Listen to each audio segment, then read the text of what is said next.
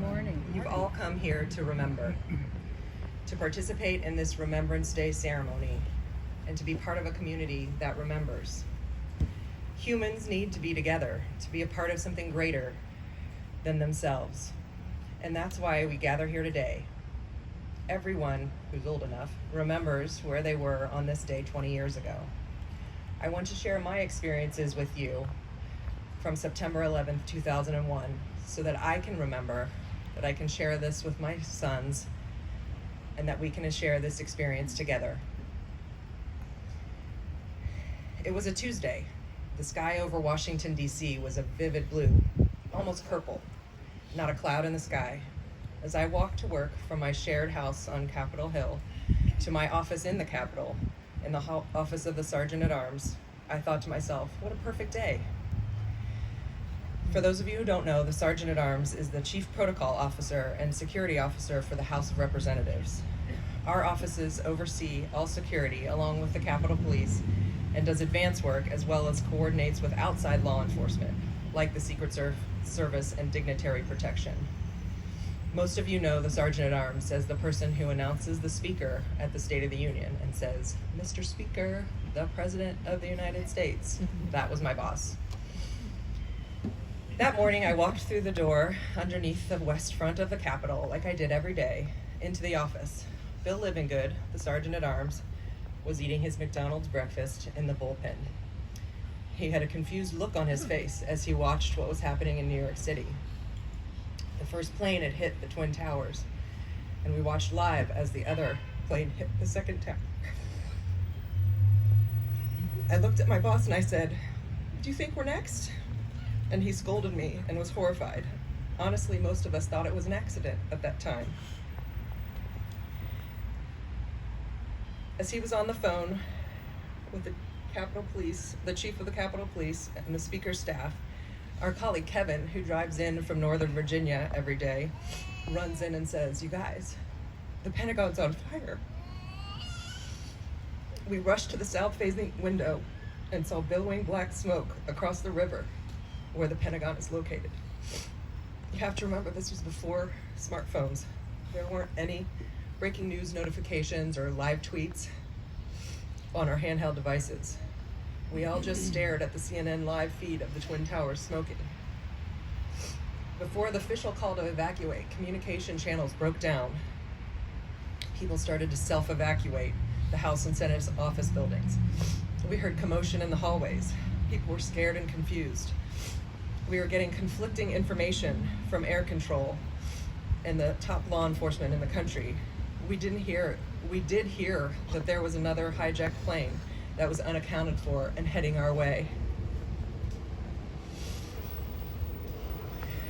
I remember staff members running out of the building and knocking over signs.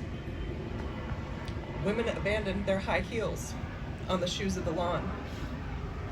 I'll never forget that scene of those high heels on the perfect manicured Capitol lawn. Because our role as the head of security of the House, our staff stayed behind. In retrospect, that was a huge risk.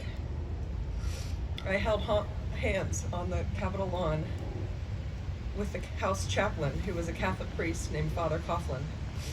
He traveled with us frequently, and he was a huge source of comfort that day. We heard and saw the fighter jets that were scrambled from Andrews Air Force Base. They flew over the city that day. What a wonderful relief it was to hear that sound. They flew back and forth over the city, which was weird because DC's a no-fly zone, and you never see planes over the top of the Capitol. At that point, we felt like we could exhale a little bit. Try that now. Looking back on that day, it was so shocking to see the city empty and abandoned. All the bridges were closed. Everyone went home. Washington, D.C. was a ghost town. I felt numb. Because we didn't witness any carnage firsthand, it felt so surreal. Our staff ended up that day in the command center on the 7th floor of Capitol Police headquarters. The most shocking and horrifying moment of that day was when we watched the towers collapse, and my immediate boss, Don, broke down because his brother worked in the the South Tower. That's when the tears started. Without phone service, my boss, like so many others, couldn't get in touch with his loved ones. Eventually, when all the planes were grounded and the city was empty, members of Congress wanted to go back to the Capitol to be together. Like many of my friends up here today, it's hard to remember what it felt like that day in a unified government. Democrats and Republicans on the steps of the House, standing together, singing God Bless America. I recognized then that we were witnessing an historic moment. In the days and weeks that followed, our staff helped members of Congress safely attend the memorial at St. Patrick's Cathedral. We went and viewed the damage at the Pentagon and the World Trade Center. I went back and forth to New York City on Amtrak. I didn't fly for a long time. Many times. I viewed the smoldering remains with the members and met first responders as I assisted with the advance work for the member visits. As you know, for many of us, life went on. I walked back and forth to that beautiful Capitol every day. I went out with my friends. I kept an eye out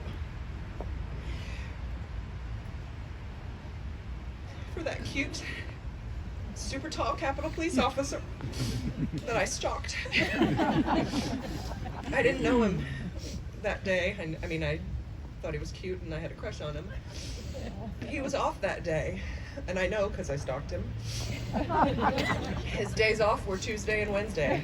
I planned my outfits around him. So I know what I was wearing on September 11th, a Tuesday. It was my B outfits.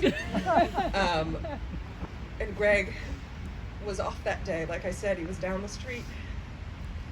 And he was working out. And when he saw the Twin Towers hit, he ran to the Capitol and stood a post for 16 hours. Because that's what law enforcement does. They run towards the danger.